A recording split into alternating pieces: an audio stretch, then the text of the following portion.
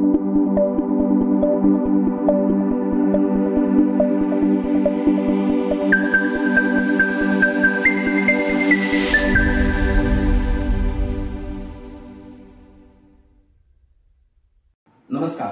ओम group tuition मध्ये आपल्या सर्वांचं एक स्वागत करतो। आणि आज जरा नवीन म्हणजे विषय जुनाच आणि आपल्या सगळ्यांच्या मनातला विषय, मनापासूनचा विषय आणि म्हणजे त्या विषयामध्ये आपण आयुष्य घालवलेलं आहे तोच विषय। पण आजकाल आपल्या मातृभाषे संदर्भातला विषय आपल्याच मुलांना, मराठी मुलांना खूप कठीण जात आहे। म्हणजे अक्षरशः अशी परिस्थिती आहे की आपलीच भाषा आपल्याला नीट वाचता येत नाही, ओळखता येत नाही, समजत नाहीये। नॉर्मली आपण बोलतोय पण तेच सांगितलं तर लिहिता येत नाहीये। एवढं कठीण परिस्थिती आज आहे। कारण काय तर सर्व जो तो उठतोय आणि आपल्या मुलांना इंग्लिश माध्यमाच्या शाळेमध्ये शिकवलं। नो डाऊट आज परिस्थिती पण तशीच आहे, काळाची गरज आहे, इंग्लिश यायला पाहिजे। पण ते येता आपली मातृभाषा सुद्धा आपल्याला चांगले येण्यासाठी म्हणजे लिहिता वाचता आणि त्यात जे काय वाचतोय त्याचा अर्थ चांगला समजण्यासाठी त्याच्या बेसिक गोष्टीवरती पहिले लक्ष देणं महत्वाचं आहे। आणि तो एक छोटासा प्रयत्न म्हणजे मुलांना निदान ते वाचता यावी, लिहिता यावी याच्यासाठी मी एक करत आहे। तर मी माझा प्रयत्न चालू ठेवेन, तुमचं सहकार्य मला लाभलं पाहिजे। तर बघा, मी काय म्हणतो की मुलांना पहिला म्हणजे मातृभाषेबद्दल स्वर आणि व्यंजनापासून सुरुवात केली पाहिजे। आणि स्वर जे स्वर आहेत त्यांच्यानुसार अक्षर बनवताना त्या स्वरांचे चिन्ह कशी बदलतात, त्या स्वराला चिन्हामध्ये कसं बदलायचं हा मी तुम्हाला आज इथे दाखवणार आहे। तर मी पहिले ते स्वर लिहितो, बेसिक स्वर आहेत ते लिहितो। उदाहरणार्थ आपले स्वर आहेत अ, आ, ई, दुसरी उ, दुसरा उ, ए, ऐ, उ,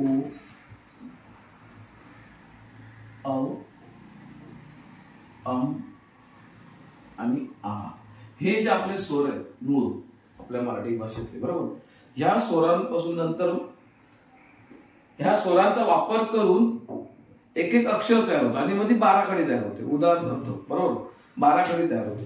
तर बाराखडी नंतर व्यंजन आली, बरोबर। मग आपण पहिलं मी काय म्हणतोय की व्यंजन ओळखता येत आहेत, बरोबर, पण स्वर आणि व्यंजन एकत्र आल्यानंतर जी बाराखडी तयार होती, बरोबर, ती पण भोकंपट्टी करून तयार होते।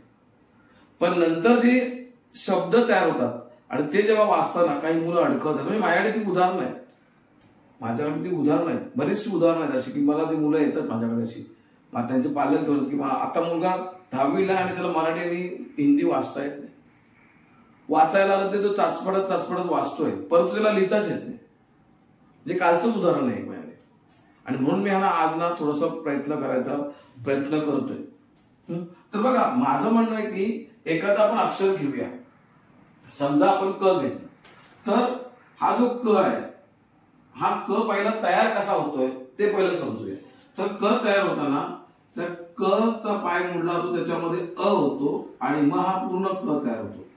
लक्षात घ्या, जे एक बाराखडी मी तुम्हाला लिहून दाखवते क ची कसं तयार होतं अक्षर पहिलं ते समजूया। मला का कसा तयार होतोय, तर क आधी याच्यामध्ये हा स्वर आला आ, तर तयार झाला का, बरोबर।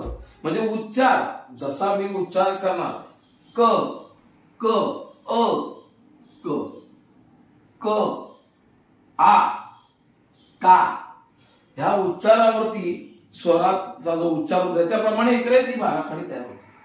नंतर क प्लस ई ही झाली पहिली, म्हणजे हा इथे तयार झाला की।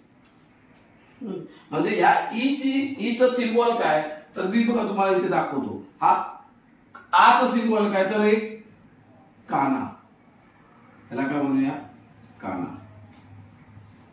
आपल्या मराठी भाषेत जसं आपल्याला माहित आहे ईचा सिम्बॉल काय, तर ही वेलांटी, पहिली वेलांटी, वेलांटी. क नंतर उ म्हणजेच काय सिम्बॉल येणार, कू. म्हणजे माझं काय म्हणणं, क ला हा उ स्वर लागल्यानंतर हा कू तयार झालेला आहे. हे पासून मुलांना आता शिकवायला लागेल आणि ही गरजच आहे. म्हणूनच मी हा प्रयत्न करतो. हा जे सिम्बॉल आला कू, मग हा कायला उकार, हा पहिला उकार, हा पहिला उकार, सॉरी मग दुसरी वेलांटी राहिली. एक मिनिट,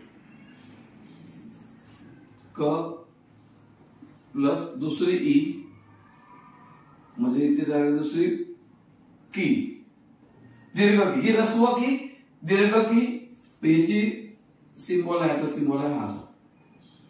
ही पण वेलांटी, ही पहिली वेलांटी म्हणजे तिला आपण रस्व म्हणतो. ही पण वेलांटी, हिला आपण दुसरी वेलांटी म्हणतो म्हणजे दीर्घ वेलांटी. रस्व वेलांटी आणि दीर्घ, इथे रस्व आणि ही आहे दीर्घ.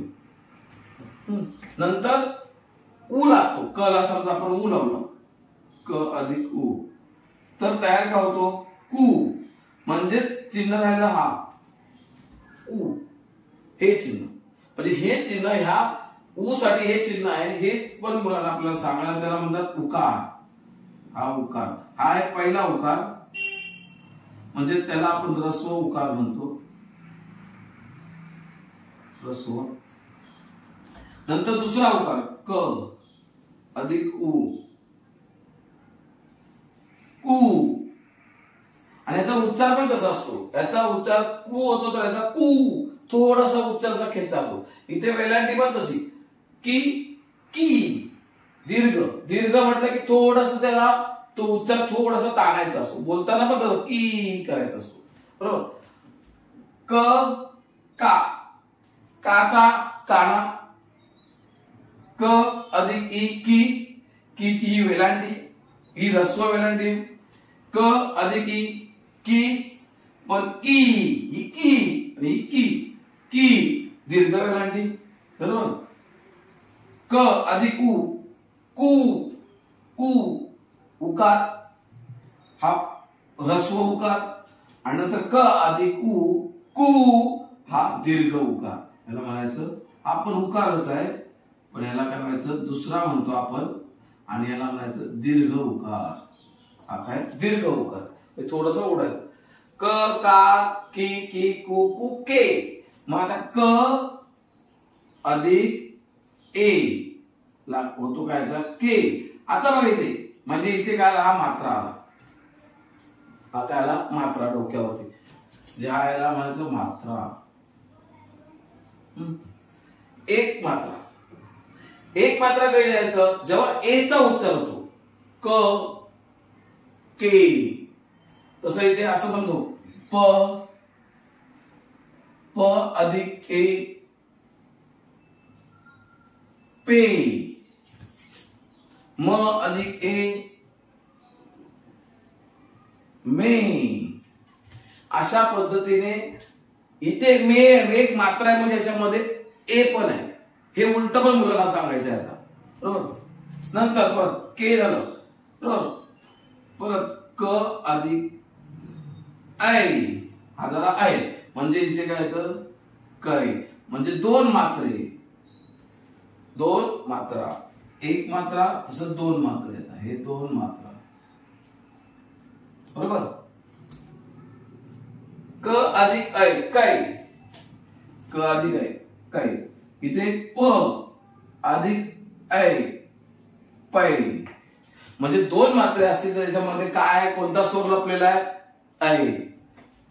नंतर मग क अधिक ओ म्हणजे येतो को.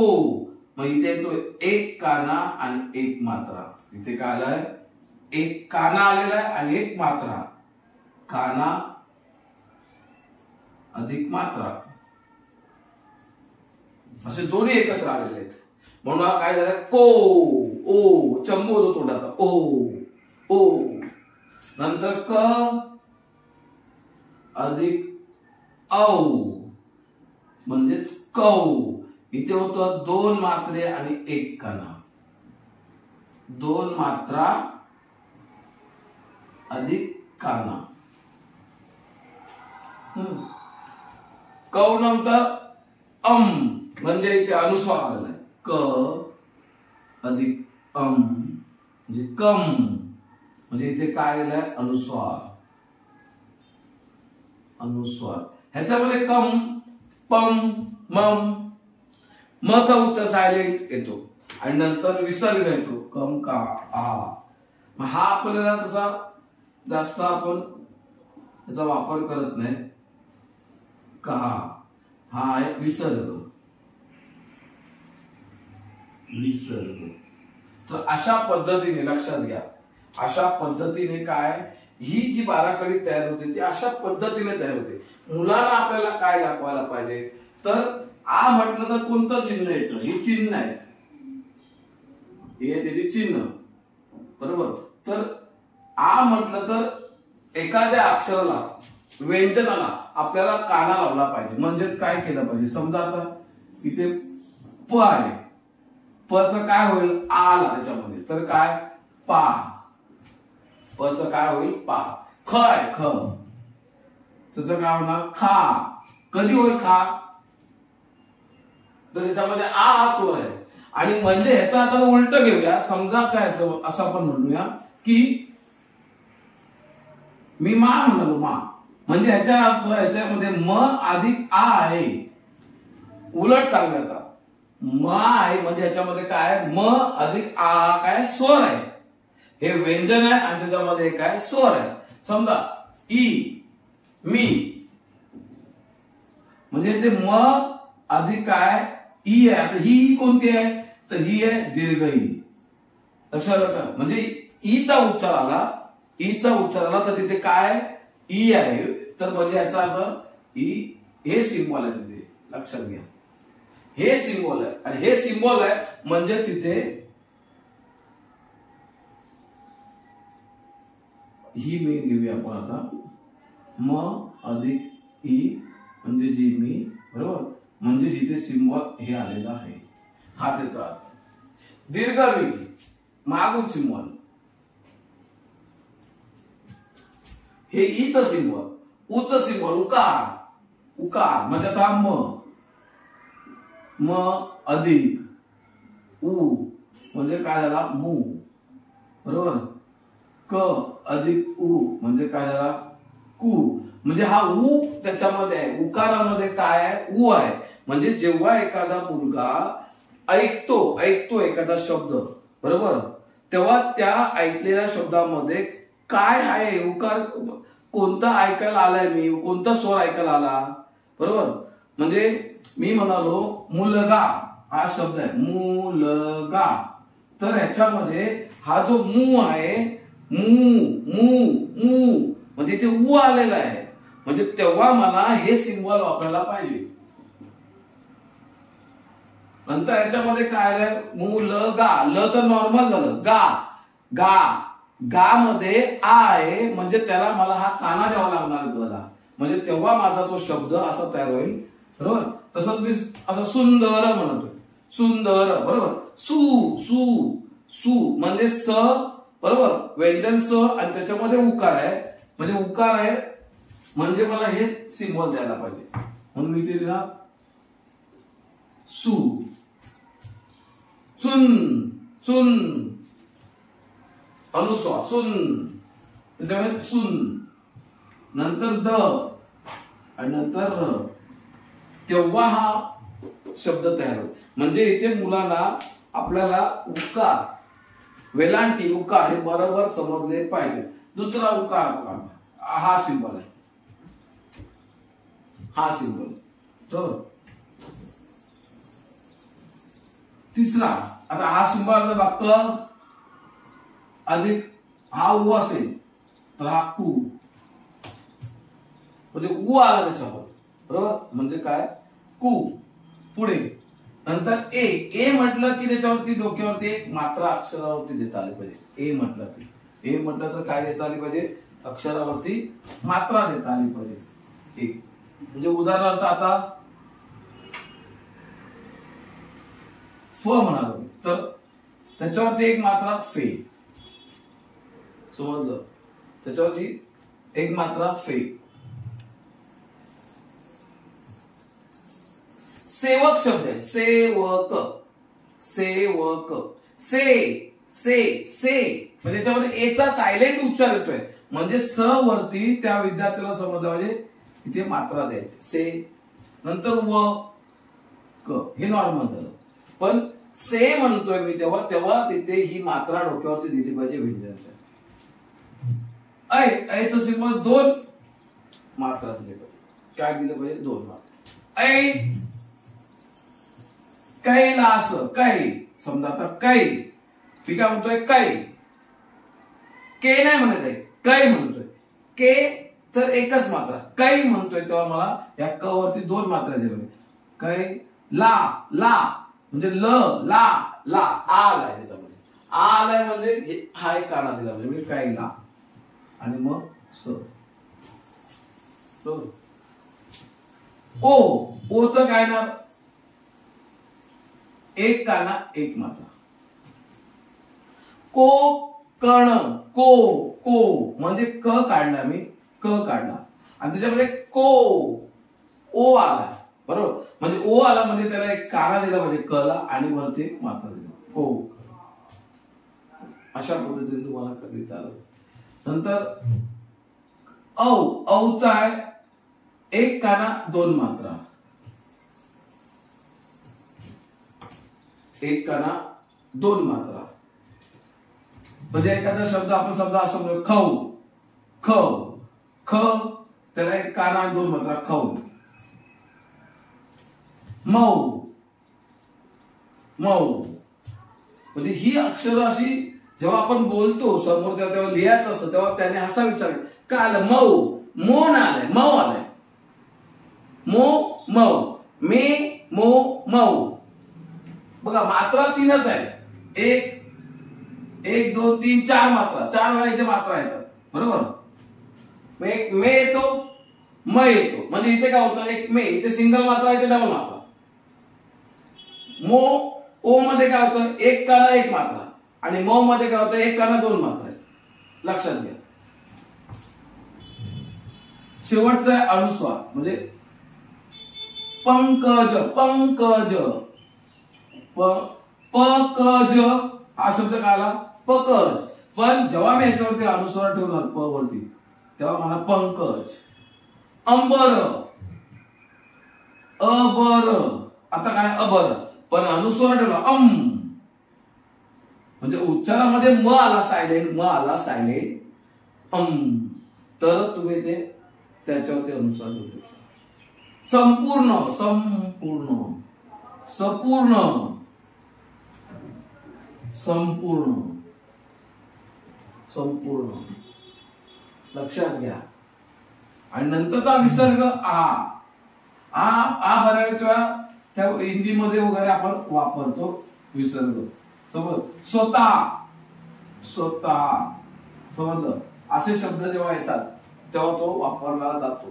तर महत्वाचं काय, आ ई चे दोन चिन्ह, उकार दोन, बरोबर. इकार हे इकार, उकार, समजलं. इकार उकार आणि हे आहे मात्रा. मग ही बाराखडी तुम्हाला इथे पण दाखवलं आहे, त्याचे चिन्ह लिहून दिले आहेत, बरोबर. आणि ही पण मी तुम्हाला चिन्ह लिहून दिले आहेत. तर आपल्या आजूबाजूला स्क्रीनशॉट घ्या, बरोबर. आपल्या आजूबाजूला इंग्लिश मीडियम मध्ये शिकणारी मुलं आहेत मॅक्झिमम, मराठी मीडियम मध्ये क्वचित मुलं जात आहेत. जात असेल तरी त्यांना मराठी चांगलं येत नाही, लक्षात घ्या. शिक्षकांचा दोष नाही, शिक्षक शिकवतात. आपण आपल्या पद्धतीने होईल तेवढं काम करत राहायचंय समाजासाठी, लक्षात आलं. माझा मी प्रयत्न करतोय, तर तुम्ही फक्त एवढाच प्रयत्न करा की हा व्हिडिओ, बरोबर, तुम्ही आवडला तुम्हाला तो लाईक करा, शेअर करा, सबस्क्राईब करा, आजूबाजूला सांगा तुमच्या मित्रमैत्रिणींना किंवा त्यांच्या मुलांसाठी तुम्ही त्यांना सांगा की हे बघा व्हिडिओ. मग तुम्हाला लिहिता वाचता येईल. मी पुढे पण ही सिरीज थोडीफार चालू ठेवेल, बरोबर. काही लेक्चर त्याच्यावरती बनवेल. तुमचं सहकार्य लाभलं तर जास्त लेक्चर बनवतील. धन्यवाद.